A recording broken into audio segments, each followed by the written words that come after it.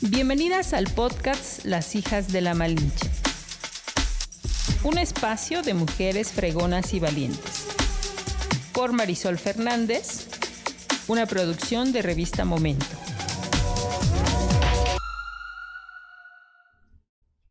Hola, ¿cómo están? Buenas tardes, buenos días. Hoy estamos grabando por la tarde. Muchas gracias porque hoy Lía nos mandó un tecito para grabar el podcast de esta tarde, que está un poco entre lluviosa, entre un poco de frío, pero muchísimas gracias, Ale, por el té de esta tarde. Y gracias a ustedes por continuar con nosotros. La verdad es que hoy estoy muy contenta porque tenemos a una mujer que, la verdad, yo pues obviamente sí la veía aquí en Las Hijas de la Malinche. Es una mujer que tengo el gusto de conocer desde hace más de 15 años, que hemos coincidido en varias actividades, en varias reuniones, que he llegado a grupos de mujeres gracias a ella también. Y para mí de verdad que es un honor, es un placer poder contar con ella. Ya nos habíamos organizado, pero entre su agenda, que también es como un poco complicada porque hace mucho y tiene muchas actividades, pues la verdad es que hasta hoy coincidimos. Y para mí es un placer recibir esta tarde a una amiga que se llama Coral Ávila Casco. ¿Cómo estás, Coral? Infinitamente agradecida, me siento privilegiada y muy contenta de estar contigo, con ustedes, para compartir esta tarde con té y con una muy buena conversación. Seguramente que sí. La verdad es que ya teníamos ganas de tenerte. Y obviamente el pretexto también es para agradecer, porque gracias a la mirada y al espacio que tiene ella también, es que hace poco tiempo, como ustedes podrán ver en nuestras publicaciones, es que este espacio, Las Hijas de la Malinche, fue elegido, fue seleccionado para recibir una mención especial justamente en mucho del trabajo que hace Coral, ¿no? Y que ella en los últimos 15 años ha puesto una mirada en los medios de comunicación. Y pues agradecerte, Coral, personalmente, porque en su momento aquí lo celebramos y dijimos qué padre, qué gusto. La verdad es que nunca pensamos que tuviéramos este reconocimiento, pero pues siempre se agradece que miren y que vean como la esencia que tiene justamente este espacio de Las Hijas de la Malinche, que es un espacio exclusivamente para mujeres. Y yo digo exclusivamente porque creo que no lo merecemos. No sé tú. No, por supuesto. Yo creo que, fíjate que justo este reconocimiento a las hijas de la Malinche parte de una iniciativa que tenemos en Mujeres en Consenso, una de nuestras iniciativas más entrañables, que se llama Libertad de la Palabra, que surge en el año 2016. Y justo esto, ¿no? Para reconocer el trabajo de las mujeres periodistas. Y también para hacer, es una estrategia de incidencia pública, porque durante estos años, o la mayoría de estos años, también a quienes reconocemos con libertad de la palabra, también les postulamos al reconocimiento que entrega el Congreso a la presea Miguel N. Lira, pero no es para cabildear y para que nuestras postuladas ganen esta presea, aunque tienen todos los méritos, eso sí hemos de decirlo y enfatizarlo, sino para hacer esta incidencia y esta exigencia para que desde el Congreso del Estado se cumpla con lo que no se ha cumplido. Entonces, a partir de 2016, todas las nominaciones, todas las cartas postulación que hacemos es el mismo texto, ¿no? Y en una de estas cosas es, uno, sí reconocer el trabajo de las periodistas, y también reconocer que en México el periodismo, al igual que la defensa de derechos humanos, son actividades de alto riesgo. Claro. Entonces quisimos también exigir seguridad para las mujeres periodistas, para todos los periodistas también, pero iniciamos reconociendo a mujeres. Posteriormente y a lo largo de los años también ya entregamos reconocimiento a los periodistas varones. Y ampliamos libertad de la palabra con estas menciones especiales como las de este año a las hijas de la Malinche, porque también hay espacios que dan voz a las mujeres, dan testimonio de lo que las mujeres aportamos a la sociedad desde siempre y desde todos los espacios. Claro. Y más que merecer, tenemos derecho. Hay un pensamiento del feminismo socialista que dice que las mujeres tenemos derecho a la mitad del cielo, a la mitad de la tierra y a la mitad del poder. Y evidentemente este derecho que tenemos también a lo público y a lo político, pues también atraviesa el trabajo periodístico. Claro. Y también a la defensa de los derechos humanos, porque yo me asumo también desde mi ciudadanía y desde una ciudadanía feminista, que tengo una corresponsabilidad con lo que sucede en lo público. Luego entonces hay que hacer cosas, ¿no? Y una de estas, te digo, es esta incidencia. Hemos sí privilegiado la entrega de reconocimiento a personas y a perfiles con todos los méritos, con carrera, con trayectoria, que tienen objetividad, que tienen esto que hace posible el periodismo de construir también ciudadanía. Claro, sí. Entonces, nuestro reconocimiento es muy cuidado. Debo de decir que también no lo hacemos solas. No es una decisión de Coral exclusiva o unilateral, sino hicimos un colegiado de mujeres periodistas a quienes les tengo, aparte de un gran afecto y de que son mis amigas, una profunda admiración y un reconocimiento. Y son muy exigentes, hemos de decir, ¿no?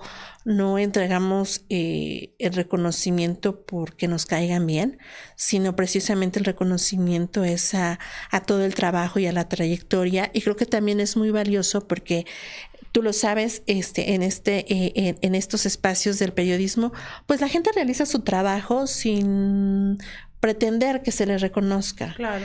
Se entrega el profesionalismo porque se es así. Uh-huh. Sin embargo, creo que el reconocimiento es importante y también empoderador.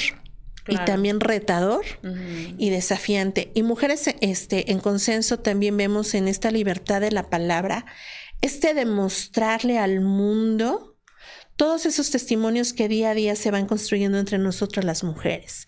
Claro. Porque no es verdad que juntas ni difuntas, por el contrario, si hemos avanzado, si estamos todas las mujeres que sí enfrentamos violencia, porque al final todas en mayor intensidad o de distinta forma, sí nos vemos de cara a la violencia, pero también hay un entramado de mujeres, una fuerza de mujeres que sostiene, que alienta, que da esperanza, que da cobijo, que da protección y que también da alas. Claro. ¿No? Y empecemos por las mujeres de nuestro círculo cercano, nuestra familia y también nuestras amigas. Uh-huh. Entonces, esta también libertad de la palabra, igual que otra iniciativa que tenemos en Mujeres en Consenso, que se llama Mujeres Diversas, Historias Grandiosas, que también hace reconocimiento a mujeres, es también desafiarnos a nosotras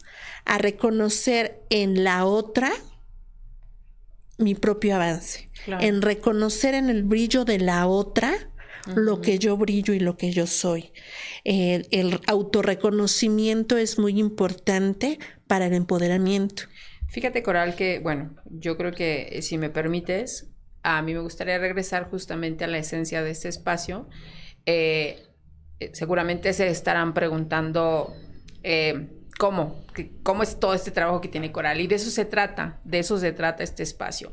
Primero, de visibilizar a las mujeres como es tu caso, Coral, que yo insisto, desde que yo te conozco, pues tienes un trabajo que tiene que ver con el trabajo de las mujeres, ¿no? Que tiene que ver con los derechos de las mujeres, ¿no? Así es.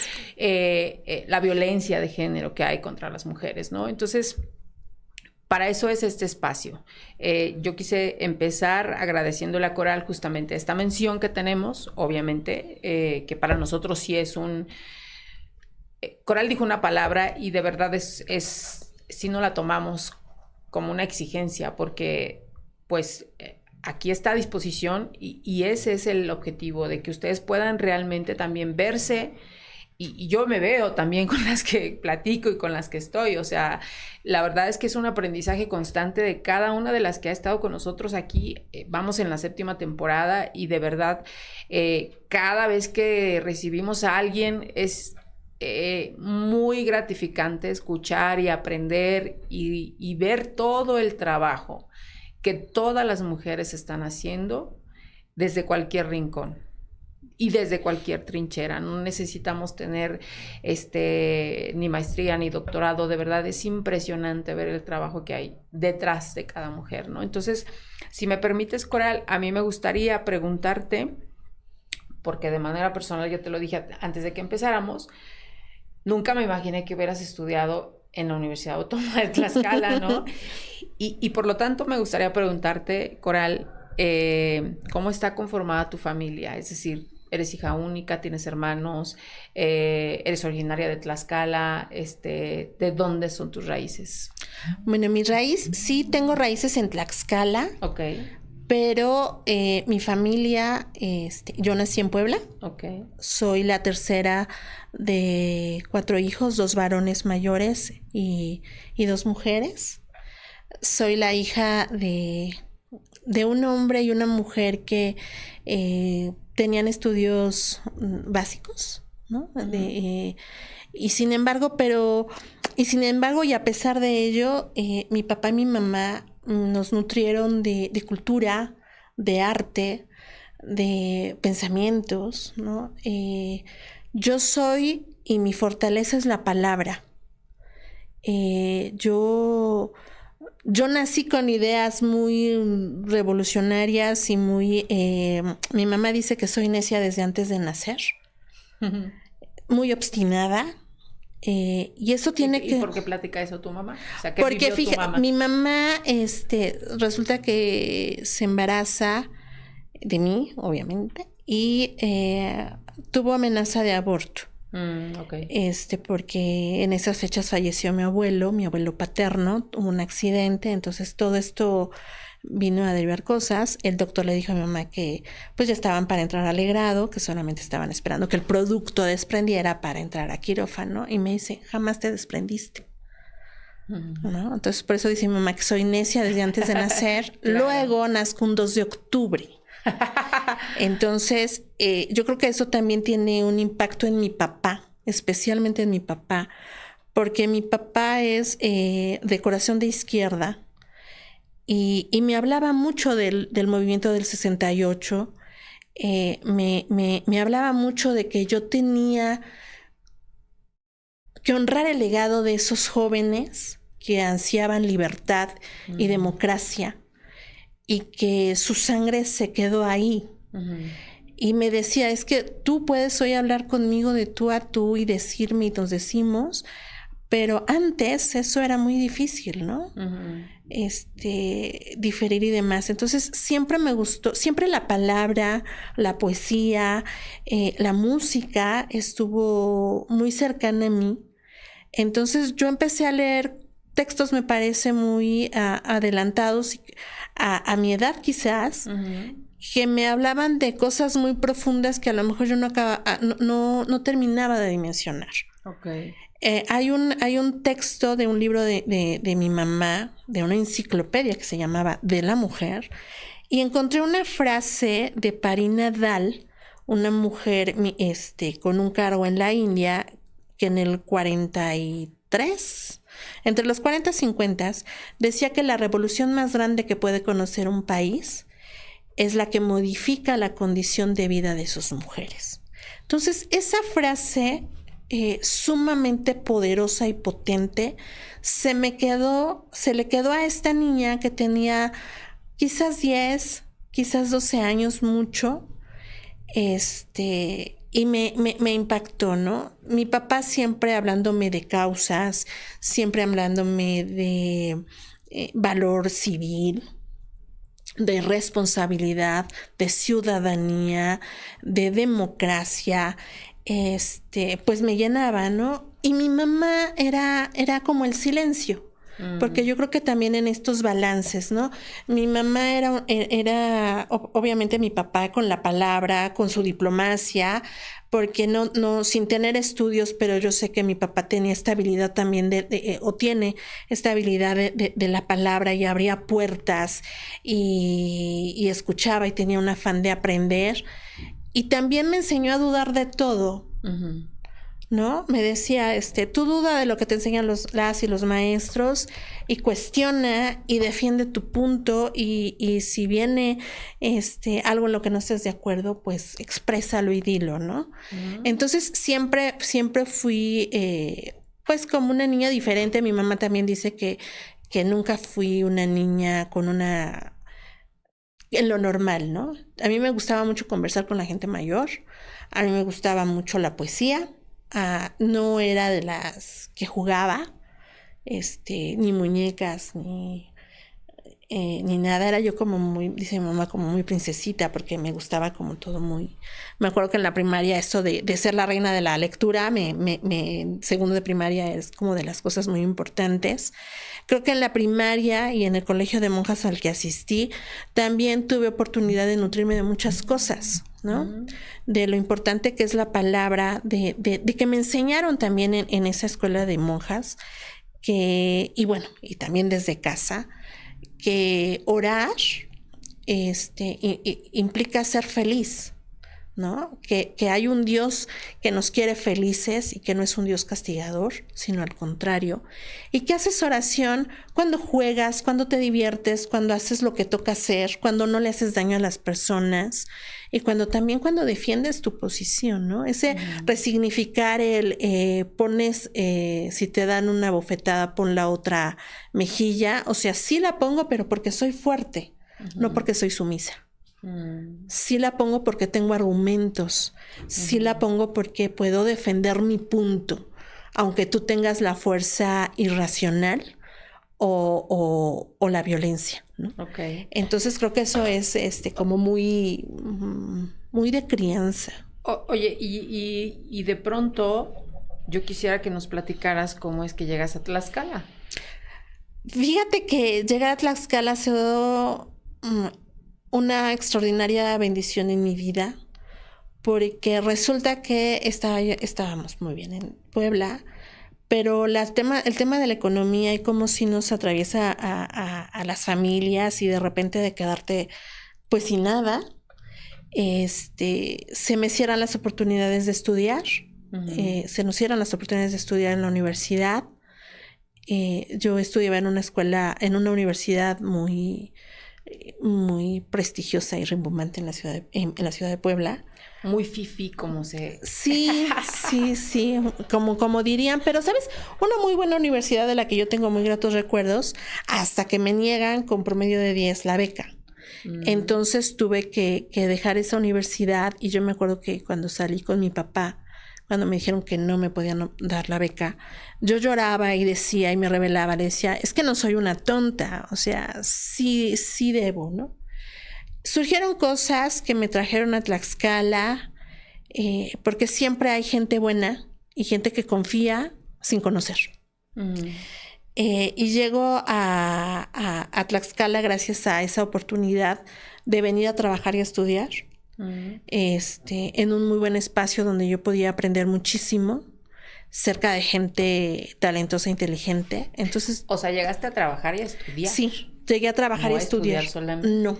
Okay. No, porque... ¿Tu elección de carrera es porque lo habías pensado antes o porque dijiste, bueno, me quedo en esta carrera? No, ciencias políticas yo siempre quise estudiar.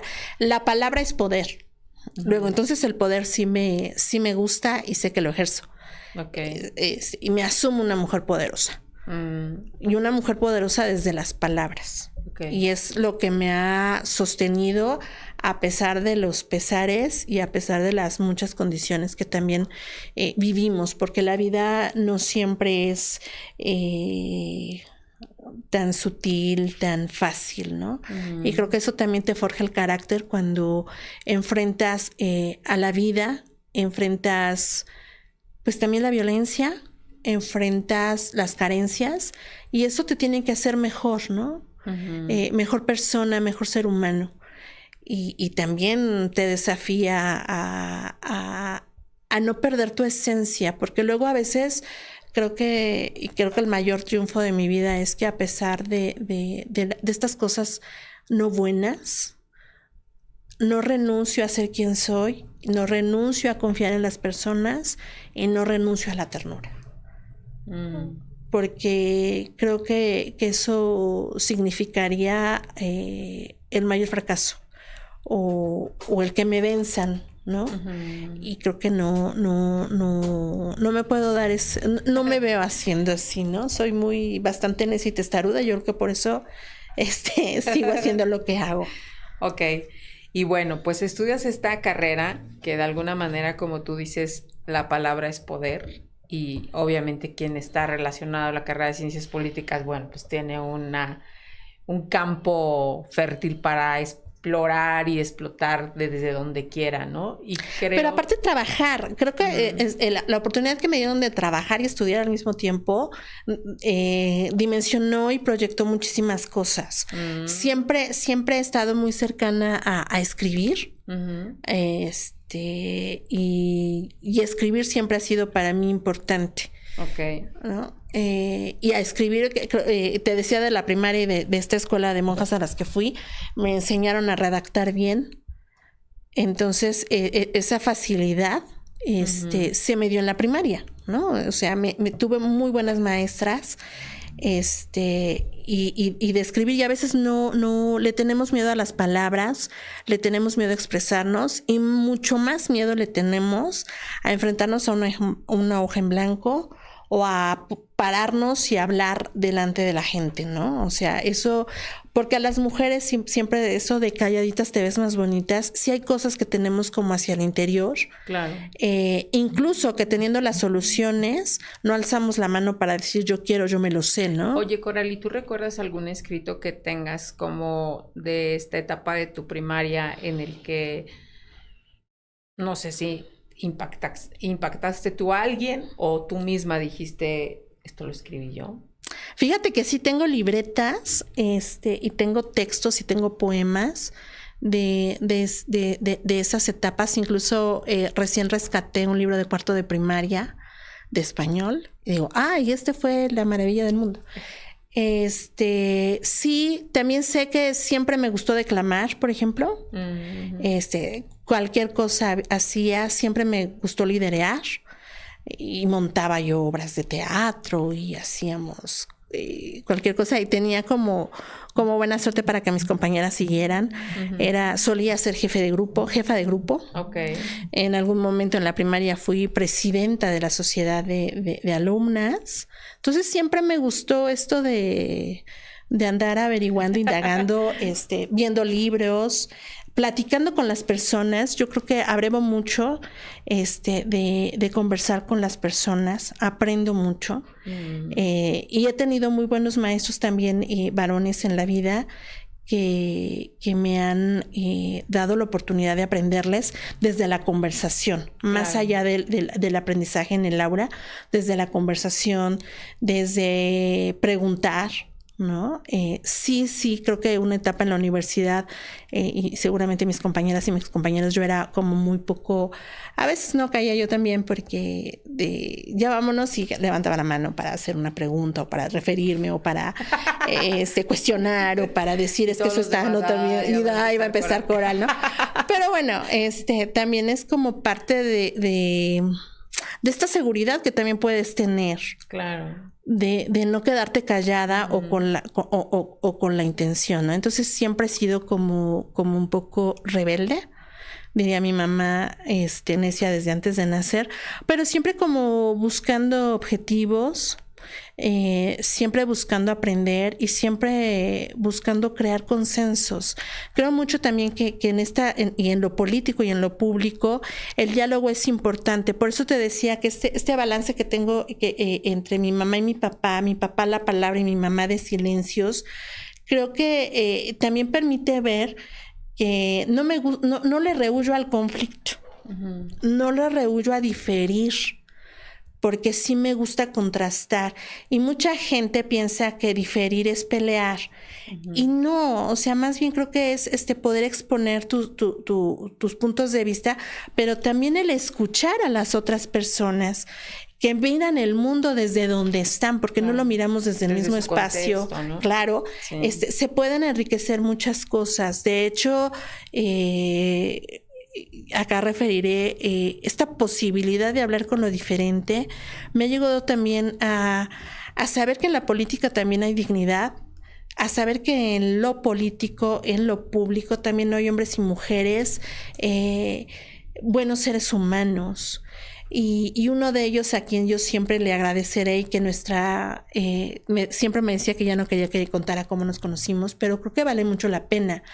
En paz descanse don Héctor Martínez García, que es uno de mis grandes afectos en la vida y un gran maestro y un extraordinario negociador político, del que muchas y muchos han debido aprenderle para poder desactivar estas cuestiones de conflicto. Pero yo ahí lo conocí de una manera muy sui generis, quizás muy violenta desde las palabras, claro. Pero si yo me hubiera enfrascado en decir, ya me ofendió, porque don Héctor era una personalidad singular, un lenguaje peculiar, franco. Y dicharachero y luego con sus palabras que a lo mejor si a alguien le dicen ¿quién es esa pinche vieja? Se hubiera ofendido, y yo lo que hice fue levantar mi mano y decir yo soy la pinche vieja. Y don Héctor no se había dado cuenta que yo ya estaba en su oficina siendo el diputado. Estaba organizando eventos de mujeres en consenso, se me estaba negando los espacios y yo decía como ¿por qué? Alguien me abrió la puerta con don Héctor Martínez y lo primero que escucho de él es ¿quién es esa pinche vieja? Entonces él ni cuenta se dio que su equipo me dio acceso a su oficina y yo literal levanté mi mano y dije yo soy la pinche vieja, ¿no? Don Héctor así como que dijo bueno, ¿y está qué? Y acto seguido dije lo más público que tengo es que escribo en La Jornada. Y se quedó así como que... Pero, por ejemplo, ahí también se ve que a veces mapear a los actores políticos y sociales, claro que es necesario en cualquier espacio público. Para que tenía que saber quién era yo. Digo, estaba como muy público y era muy fácil ubicar quién era yo. La pinche vieja, ¿no? Pero esa gran oportunidad y ese no ofenderme... Claro. Ese no cerrarme y decir que era señor un viejito misógino, me permitió conocer a un ser humano extraordinario del que le he abrevado este tema de negociación política, del que me ha permitido acercarme a muchos afectos en la vida, a reencontrarme y a conocer. Gracias a este señor, que si bien su lenguaje pudiera no ser... políticamente correcto. Claro. Sí sabía de lealtades, sí sabía de leer política y sí tenía un oficio político. Y eso era como muy importante. Y además pasé de ser la pinche vieja a ser una amiga, a que en algún momento me decía que esto que escribía yo le significaba y me decía, mira, Coral, al conocerte, platicar y ver, discutíamos mucho, por ejemplo, del término de feminicidio y él me decía, es que es homicidio, y yo decía, no es lo mismo, ¿no? Y la incidencia tiene que hay que hacer entender por qué los conceptos van. Y a lo largo del tiempo, de los años, me dijo, Coral, gracias a ti he aprendido y he comprendido lo que es esto y por qué es tu causa. Ahora yo miro diferente y yo sí reconozco estas conductas machistas que sí he tenido, pero también pues lo otro que no es, ¿no? Y creo que también hay que darnos la oportunidad y digo esto porque las mujeres también tenemos que aprender a dialogar con los hombres. Sí. Y tenemos que entender que este mundo igualitario solo sí lo vamos a poder construir nosotras, pero también con ellos. Pero no desde este envalentonamiento que a veces existe, no de esta pugna de que, bueno, tú ya fuiste muy violento, ahora me toca a mí ser la violenta, porque así no se construye y porque por principio ético, las mujeres que nos asumimos feministas no podemos ser violentas.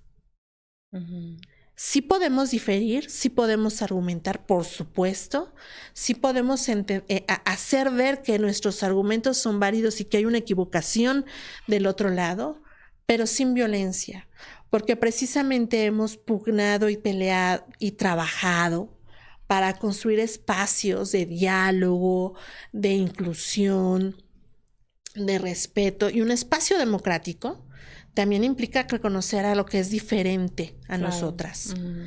Y tenemos que dialogar también desde esta ciudadanía y desde estas visiones de un mundo igualitario donde ellos tienen derechos igual que nosotras. Claro. Oye, Coral, y yo quisiera como enfocarme un poco también, digo, sé que el trabajo que vienes realizando y que fue un poco el motivo de lo que también trabajas desde los medios de comunicación. Hoy creo, podemos decir que es como más fácil ver o leer a alguien que escribe o a una mujer que escribe, ¿no? Hoy es más fácil, ¿no? Y aún así no hay muchas. Pero ¿qué pasó hace 15 años cuando también buscaste esta posibilidad de escribir, pues en uno de los medios de comunicación, desde mi punto de vista, con una trayectoria importante, no solamente a nivel local, sino a nivel nacional, ¿no? Y quien tenemos la referencia a La Jornada, bueno, pues sabemos que es un medio de comunicación que tiene una línea muy bien definida y que lo que va uno a leer ahí, pues es un trabajo de calidad, ¿no? Entonces, en este caso, a mí me gustaría preguntarte cómo empieza esta experiencia, porque son 15 años de escribir en La Jornada y 15 años que de alguna manera, pues seguro te has encontrado con muchos experiencias de lo que escribes y de quien te lee, ¿no? Pero también es esta experiencia personal, porque tú dices la palabra es poder, ¿no? Y la palabra es poder también cuando la escribes y cuando alguien la lee, ¿no? Platícanos de este proceso. Bueno, he tenido en la vida sueños cumplidos que jamás soñé tener.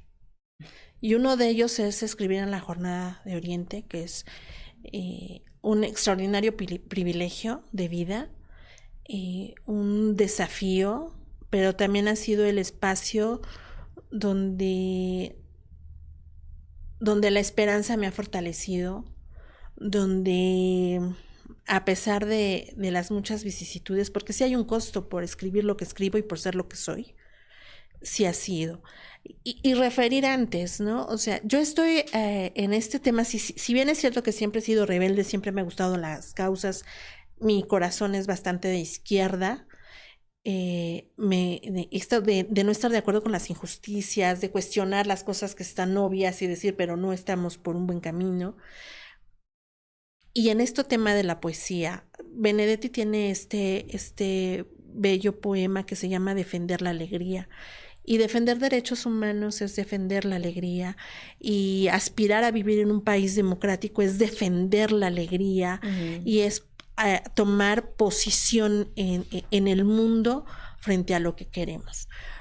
A mí me despidieron del trabajo cuando yo tenía casi 8 meses de embarazo. Y es una situación que a mí me marca. ¿Te despiden por estar embarazada? Me despiden estando embarazada. Ok. Cosa que no debía de hacerse. Yo solicitaba que me permitieran tener a mi bebé el tiempo de la licencia de maternidad y ya irme, ¿no? Pero me despiden sabiendo que yo asumo mi maternidad sola, porque también me enseñaron a tomar decisiones y decisiones en función a mi felicidad. Entonces, en función de mi felicidad, yo asumí mi maternidad sola, porque es mejor estar sola que mal acompañada. Y porque yo estaba muy contenta, yo quería vivir mi embarazo muy feliz. Y si alguien no iba a estar así, como para qué lo quería, ¿no? Entonces tomé la decisión de asumirlo sola. Y en el inter de ver mis derechos laborales, pues ya por lo menos mi liquidación digna, todo lo demás, alguien en el camino me dijo, si ese bebé fuera mío, ya tuviera apellido. Y es una frase profundamente violenta, ¿no?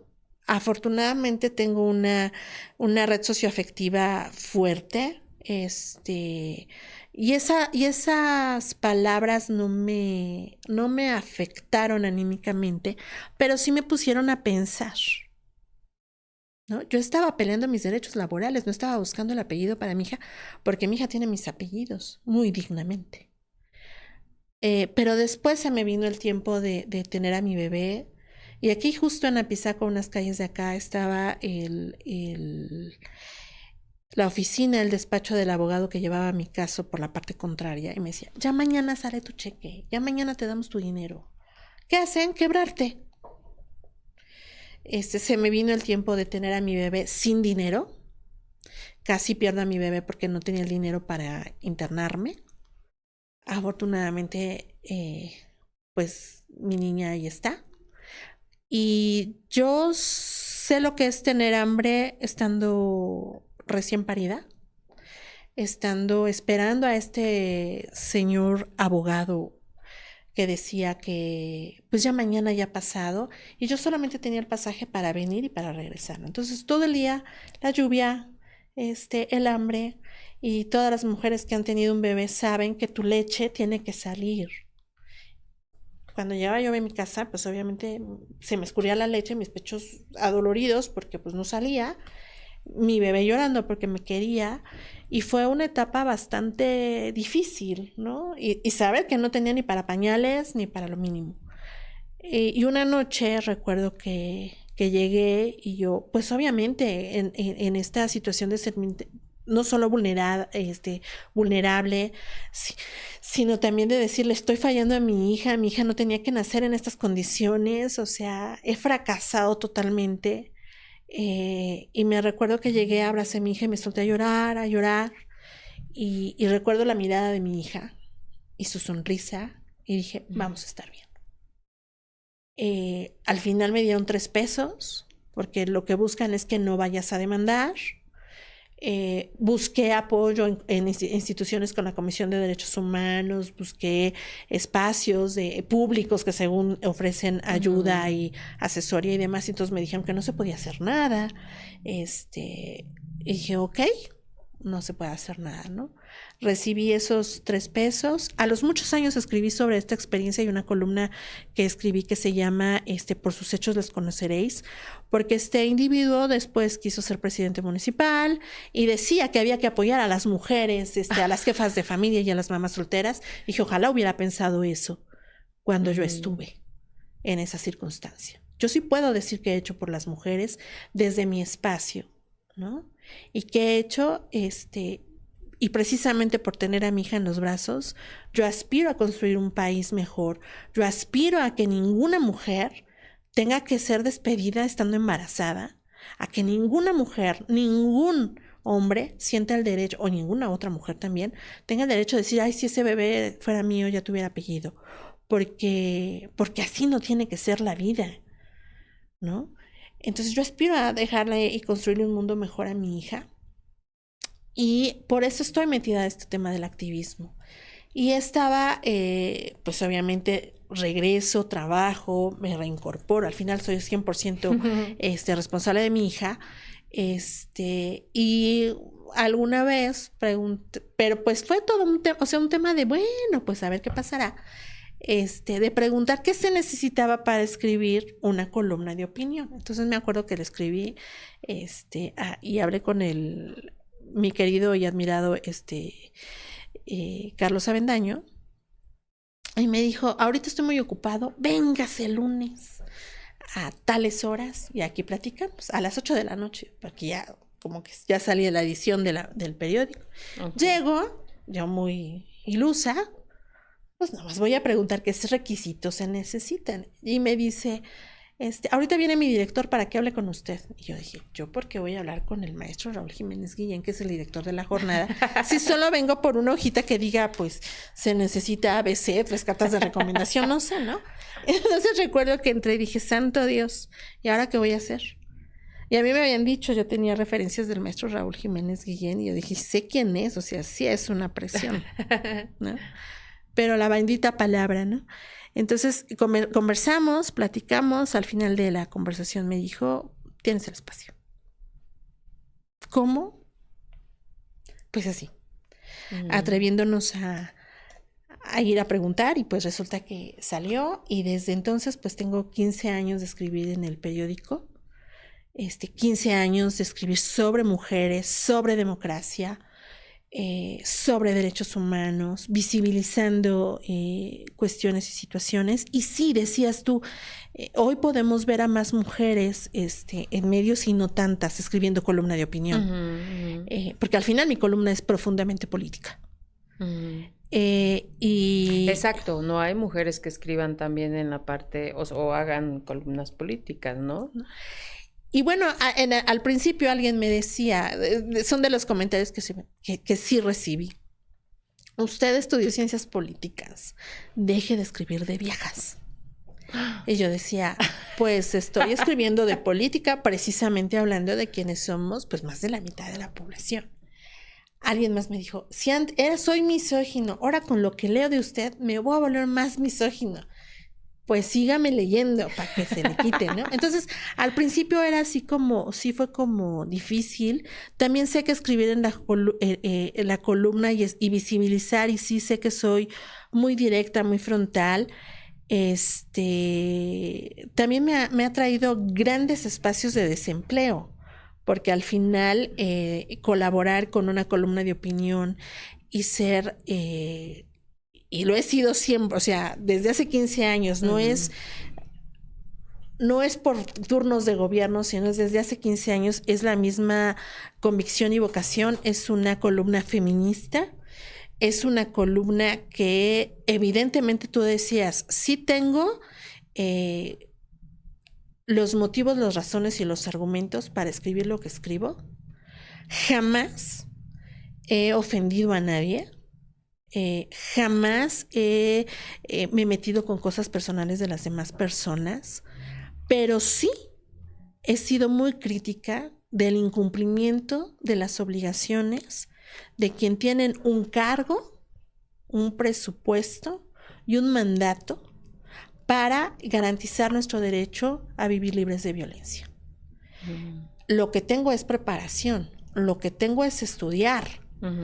Y por eso el argumento no me lo han podido ganar, porque lo que les falta a la contraparte es ponerse a estudiar, ponerse a leer y ponerse a trabajar.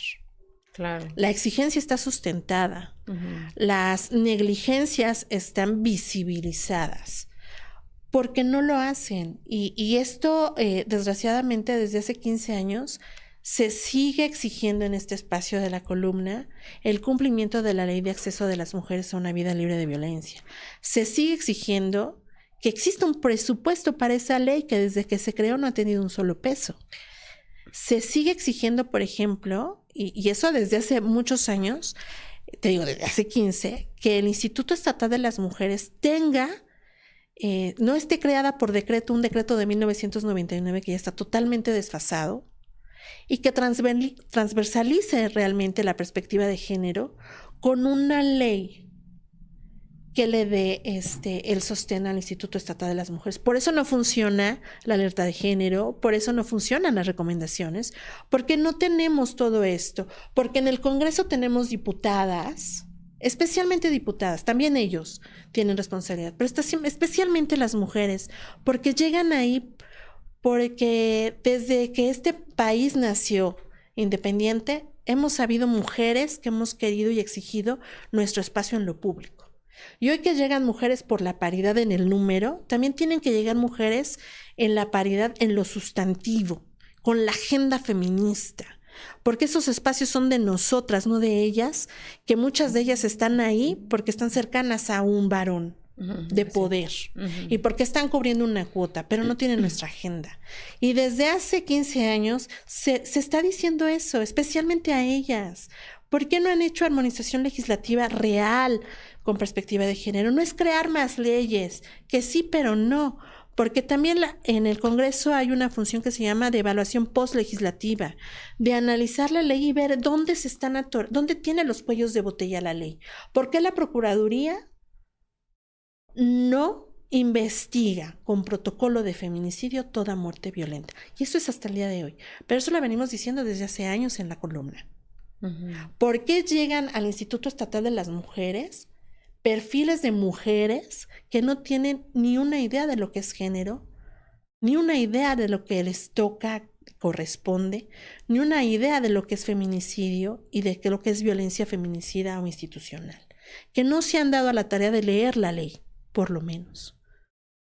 ¿Por qué llegan? Entonces también hemos hecho, desde Mujeres en Consenso, también hemos hecho propuesta legislativa. En el 2014 presentamos una iniciativa de ley que diera al Instituto Estatal de las Mujeres un andamiaje a rango de ley, no de decreto, que dé más circunstancias. Y tampoco es que inventemos el hilo negro, ¿no? Hay mandatos internacionales y siempre cuando lo digo en los foros, ¿no? Yo no tengo la culpa de haber nacido en un México que se dice democrático y en un Estado mexicano que ha firmado y ratificado todos los tratados internacionales en materia de derechos humanos de las mujeres. Y está CEDAW, y está la plataforma y la Declaración de Beijing, y está Belém do Pará. Ahí está todo. ¿Qué tienen que hacer? Pues cumplirlo, ¿no? Claro. Y esta ciudadana, desde este espacio de incidencia que tiene en la columna, lo ha exigido. ¿Ha sido fácil, Coral, escribir durante 15 años sobre...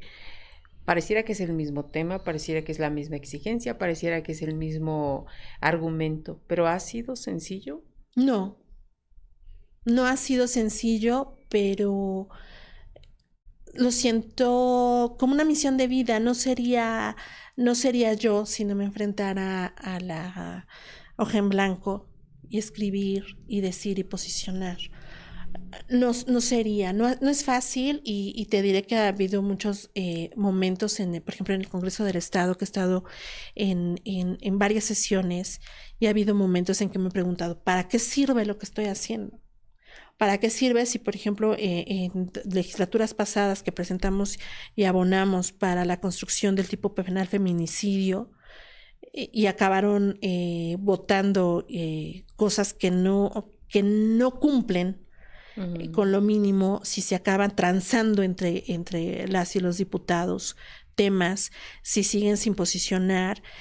Algún día salí a las horas de la madrugada de una sesión del Congreso del Estado y yo solita me decía, ¿vale la pena estar aquí? O sea, me estoy yendo sola a estas horas de la noche. He tenido también y he sufrido también ataques, incluso físicos, sí, por escribir. Ha habido gente que me ha mandado decir que le baje como 2 rayitas.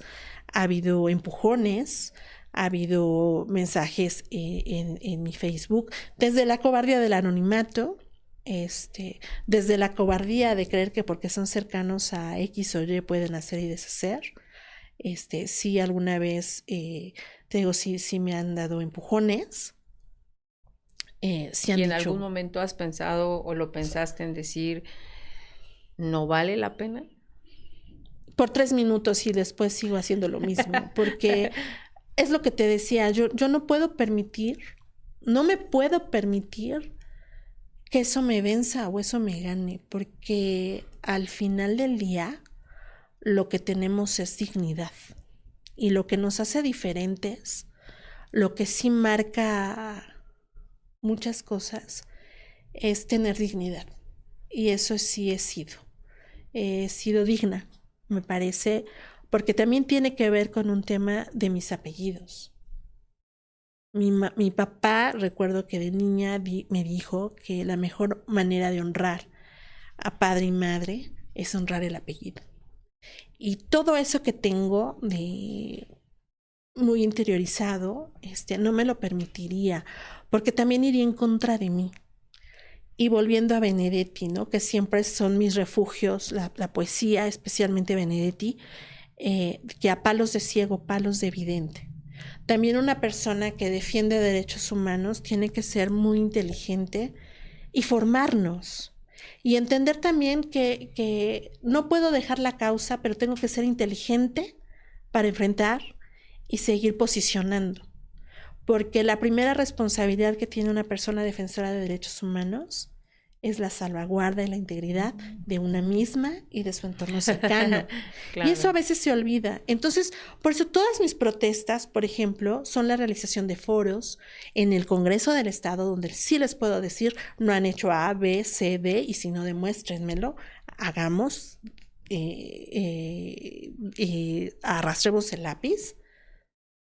Por eso he podido, me parece que estar vigente estos 15 años, porque todo tiene sustento, porque también en estos años también hay que construir alianzas, porque también hay que prepararnos y formarnos. Y eso creo que sí seré muy, muy reiterativa.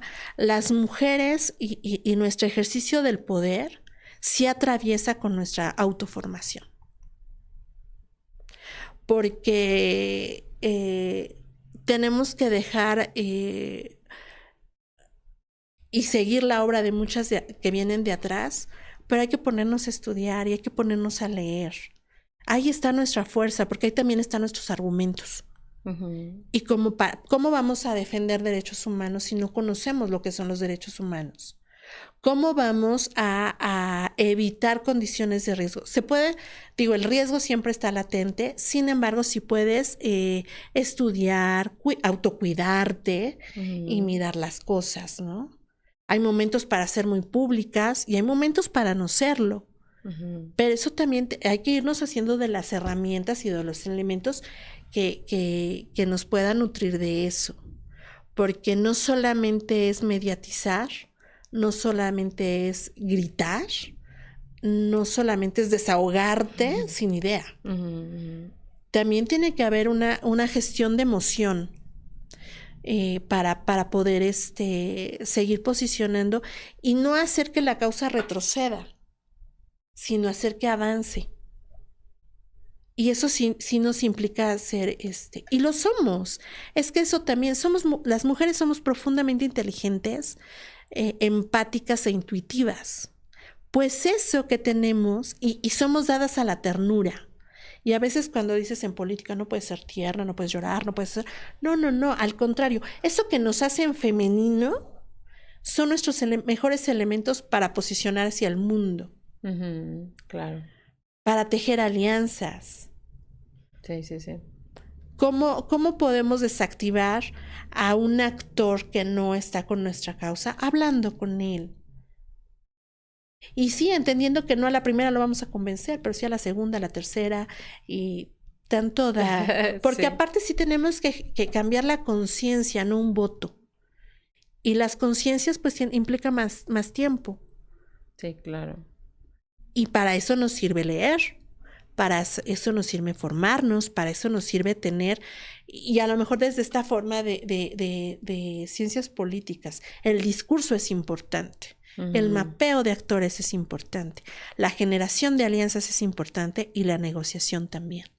Y también saber y ser lo suficientemente asertivas para saber qué negociamos y qué no negociamos, qué cedemos y qué no cedemos y con quién nos sentamos, porque también sí ha de decir, yo me puedo calificarme como bastante selectiva. No hago alianza con cualquiera. Me puedo equivocar a veces, pero no lo vuelvo a hacer, ¿no? Claro. Porque confío. Pero sí, no creo que no sea con cualquiera y sí hay que buscar como los medios y los caminos y las rutas para hacer la incidencia y para dejar el mensaje que queremos dar. Todo se respeta, pero hay cosas en las que yo no me sumaría por cuestión de convicción. Ok. Bueno, Coral, pues la verdad es que se nos ha ido el tiempo efectivamente como pensé que iba a pasar, ¿no? Dame oportunidad de mencionar muy rápido a nuestros patrocinadores y de platicar brevemente de otras cosas contigo para no dejar fuera las cartas. Pero muchas gracias a nuestros patrocinadores, a La Suculenta, que se encuentra en calle Lira y Ortega número 70, en Tlaxcala Centro. Son una cantina 100% familiar donde tú pides la bebida, ellos ponen la botana, siempre muy mexicana. El concepto es que por cada bebida que consumas puedes elegir una botana. Cada semana van cambiando lo que ofrecen y recuerda que lo más importante es que a partir de la 1 de la tarde se convierte en una cantina 100% familiar. ProAge, que es otro de nuestros patrocinadores, que es un suero hidratante, repara y humecta la piel de forma instantánea, hidrata a profundidad, rellena y reduce las líneas de expresión al usarlo diariamente. Su fórmula estratégicamente es para brindarte todos los beneficios en un mismo producto. Pueden seguirnos en Facebook e Instagram como @proage_skincare, donde encontrarás los puntos de venta. Y pues bueno, también les comento sobre Believe Studio, que es un espacio para que ustedes puedan asistir y acudir a hacerse lo que ustedes decidan, si quieren alaciarse el pelo, si quieren arreglarse las cejas, si quieren ponerse pestaña. Ellos se encuentran también aquí en Apizaco, en Boulevard Emilio Sánchez Piedras, y pueden también conseguir información. Ahorita les paso su teléfono. 241-223-7426, y también están en redes sociales como Believe Studio, Emilio Sánchez Piedras número 111. Ahí pueden encontrarlos. Muy bien, Coral. Pues la verdad es que yo siempre he admirado tu determinación, tu decisión de cómo enfrentas, porque yo insisto, como te decía en un principio, hace 15 años era muy difícil ver que alguien pudiera hacer una columna, ¿no? Hoy sigue siendo difícil, quizá puedan haber otras chicas también que lo hacen, pero no es fácil iniciar, continuar, seguir vigente, ¿no? Porque eso también es importante. Y en los medios de comunicación se da mucho esto, ¿no? De poder justamente amenazar, de intimidar, de pronto hacer comentarios en los cuales pues uno se pueda sentir como de decir, pues mejor ya no lo hago, ¿no? Y tú has continuado un trabajo desde los medios de comunicación, desde el activismo, desde esta asociación que es Mujeres en Consenso. Y a mí me gustaría que me platicaras muy breve, justamente esta parte desde esta asociación de Mujeres en Consenso. Bueno, Mujeres en Consenso surge a partir de que yo, ciudadana, iba a varios y coincidíamos en varios eventos con otras organizaciones y con varias ciudadanía, y me tocaba ser en muchas ocasiones vocera. Y siempre me preguntaban, sí, Coral Ávila, ¿de dónde? Soy una ciudadana comprometida. Entonces dije, tengo que dejar de decir soy una ciudadana comprometida para decir soy de alguna parte, ¿no? Porque entonces Mujeres en Consenso es una provocación y es un demostrar a las autoridades que si un puñado de ciudadanas y ciudadanos nos ponemos a trabajar y podemos incidir y podemos visibilizar por qué esas personas que están en los cargos, reitero, teniendo un presupuesto, teniendo pues el cargo y teniendo la obligación, no lo hacen. Mujeres en Consenso es autogestiva. Todo lo que hemos podido hacer lo hemos logrado desde el apoyo incondicional de las y los amigos que forman parte de él. Y hemos avanzado así, ¿no? Y hemos dado capacitación a policías, por ejemplo, a funcionariado público, hemos dado talleres, conferencias, esta iniciativa de libertad de la palabra, que es una de las muy entrañables. También esta iniciativa desde que empezó Mujeres en Consenso en 2010, hemos entregado reconocimiento a mujeres destacadas, y al principio yo decía desde su anonimato, pero ahora ya le pusimos a derivado en el reconocimiento de Eva Martínez, que tomamos el nombre de la maestra artesana de Tlaxco en Plata, para reconocer a mujeres diversas con historias grandiosas. Y lo mismo hemos reconocido, por ejemplo, a doña Rosa, que barre todos los días las calles en la ciudad de Tlaxcala, que barre la calle, que a la doctora Margarita Martínez, hoy secretaria académica de la UAT, porque todas hacemos y todas aportamos algo a la sociedad, y porque este país está sostenido por el trabajo de nosotras las mujeres. Y de hecho, desde el trabajo doméstico, que no se reconoce, ¿no? Claro. Solamente el trabajo doméstico representa casi el 26% del Producto Interno Bruto del país. Entonces, generamos economía, generamos riqueza y no se nos visibiliza. También hemos hecho esta visibilización y posicionamiento de estas exigencias de presupuestos públicos con perspectiva de género, de esta violencia que sigue existiendo. Hemos posicionado sobre feminicidio, que sigue siendo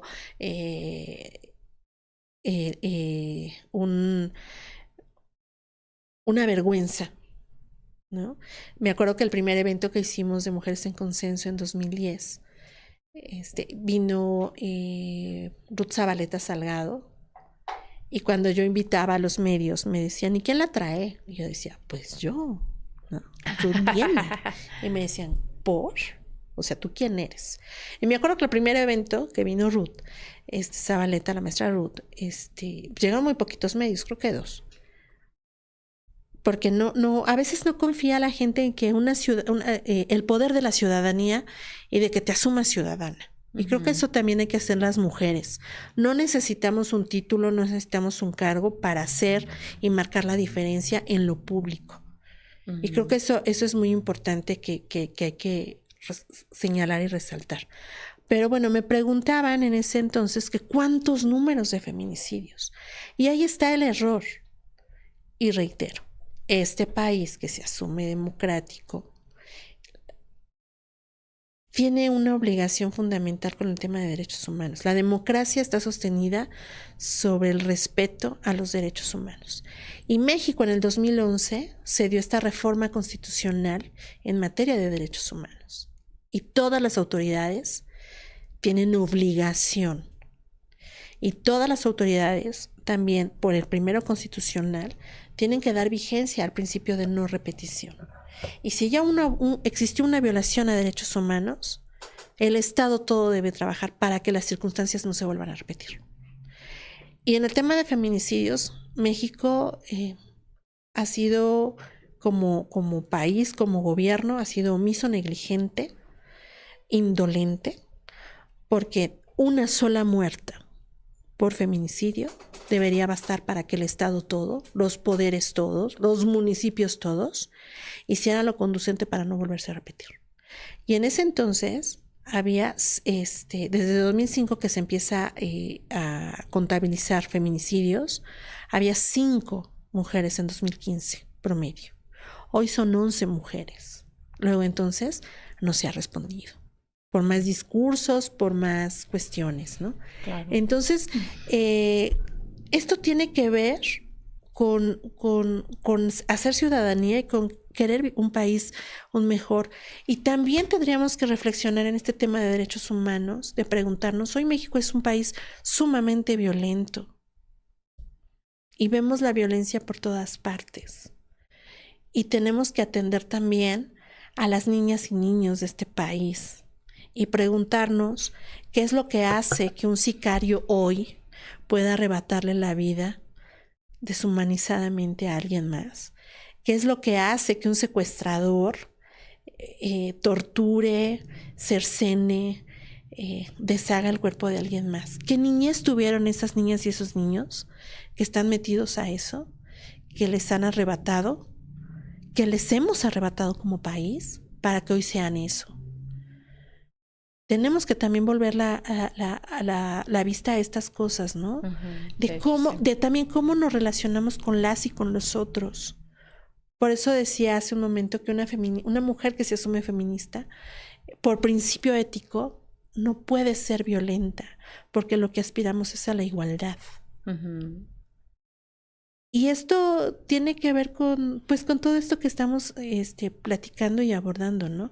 Pero también vamos a tener y tendremos que ver que mejores gobiernos, mejores personas que estén asumiendo y tomando decisiones en lo público por cargo o por designación, parte también de que seamos una mejor ciudadanía, para que elijamos bien, para que no votemos por las personas violentas.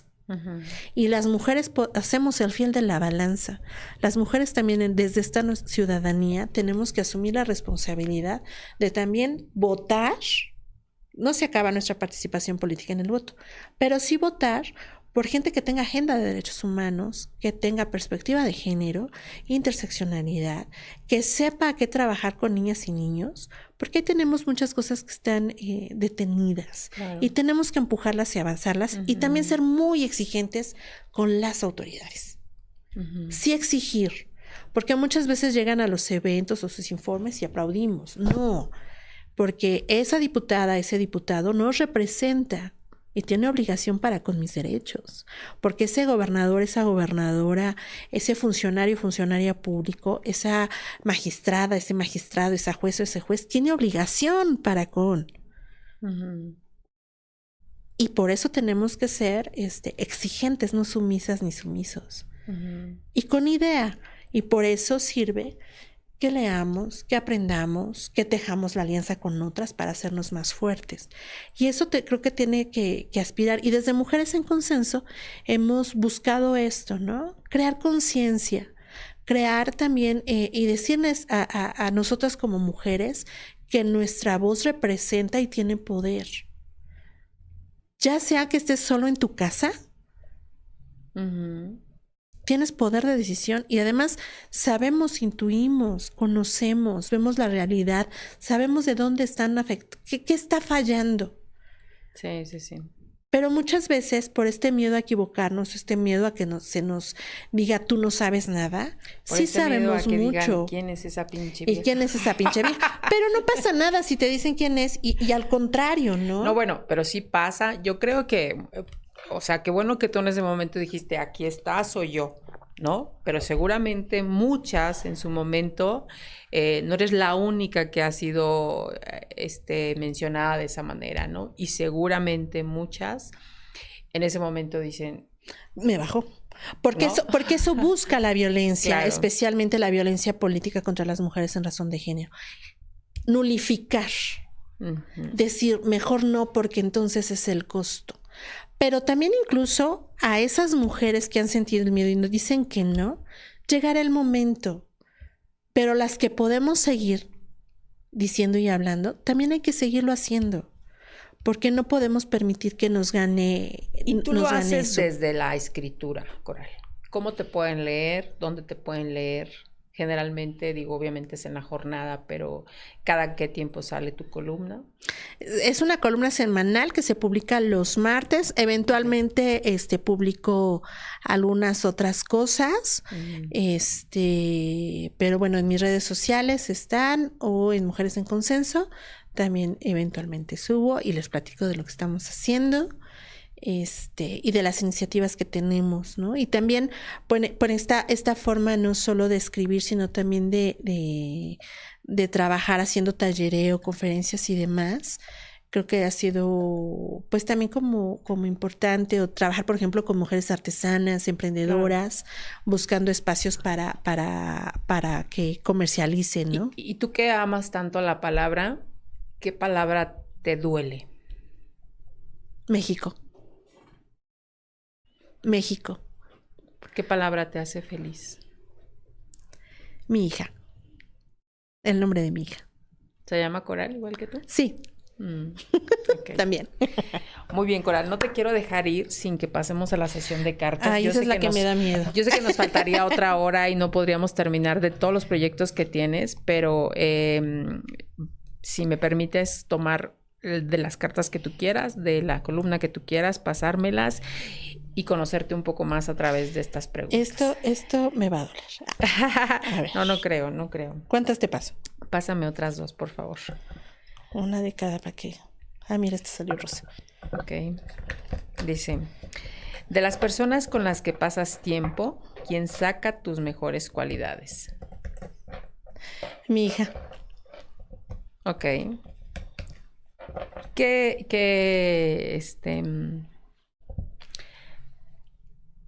qué mes nació tu hija? Abril. Ok. ¿Qué sientes que no entienden de ti las personas? Que también soy frágil.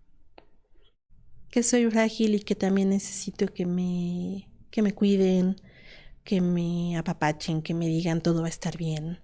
A veces te ven muy fuerte y se les olvida que también soy muy llorona y también soy muy frágil.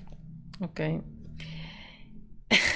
Bueno, esta pregunta ya obviamente está más que respondida. Si quieres la cambiamos, porque aquí dice que si quieres tener hijos, entonces yo creo que ya no quieres tener hijos, no sé. No, con una tengo por 10. Ok. Dice, ¿cuál es la mentira más grande que has dicho?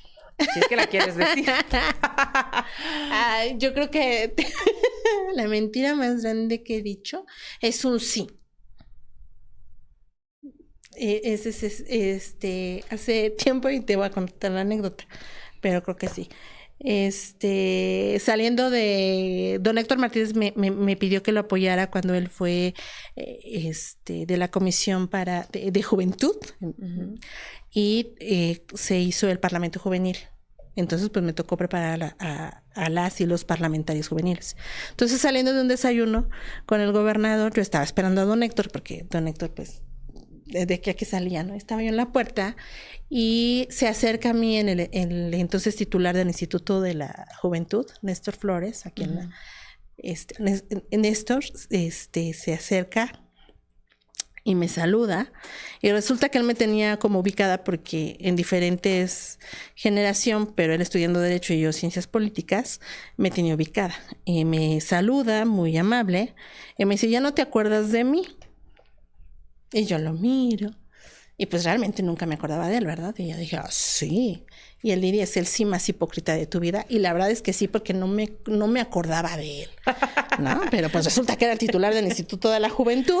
Y yo dije, ay, y de mis grandes amigos y afectos, pero sí es el sí más hipócrita. Creo que el sí, ese sí ha sido como de las más, o la que ahorita tengo presente, ¿no? Okay. Seguramente he dicho alguna mentirilla más, pero seguro sí. Muy bien, Coral. Pues yo agradezco mucho, de verdad, el que formes parte de nuestra 7ª temporada de Las Hijas de la Malinche. La verdad es que es un honor conocer a mujeres como tú, que de alguna manera nos van acompañando, nos van fortaleciendo, nos van enseñando también este tema como es la política o las mujeres en la política, ¿no? Y creo que una parte importante también sería el aprendizaje de leer tus columnas y de entender un poco también el contexto, ¿no? Porque a veces creo que, como tú bien lo dijiste, tenemos que estarnos preparando, ¿no? En donde te encuentres te tienes que estar preparando y te tienes que estar viendo qué quieres hacer desde lo que tú estás haciendo. Y creo que el trabajo que tú has hecho desde hace 15 años, seguramente empezó antes, pero específicamente que te has dado la tarea de escribir y de escribir para exigir y de exigir por, sobre todo creo que las mujeres, y empieza, creo, desde esta vivencia personal que tú tienes, ¿no? Desde este entorno de donde vienes, porque yo creo que no podríamos entender las cosas si no vienes desde ahí. Si no vienes desde ahí, creo que es como más difícil que lo puedas creer, ¿no? Pero a mí me gustaría que como mensaje final tú pudieras decirle justamente a todas estas mujeres que nos escuchan, también nos escuchan varones porque nos han escrito, pero sobre todo a estas mujeres, ¿qué les dirías desde esta experiencia que tú tienes desde estos 15 años, trabajando desde escribir para ellas también y para ellos, pero también desde este espacio de Mujeres en Consenso? Que nos atrevamos, que no le tengamos miedo a equivocarnos, que debemos de reivindicar nuestro derecho a no ser perfectas y a equivocarnos y a aprender de eso, ¿no? A veces no queremos hablar porque no queremos que nos exhiban o que no sabemos. Si no lo sabemos hoy, lo vamos a saber mañana.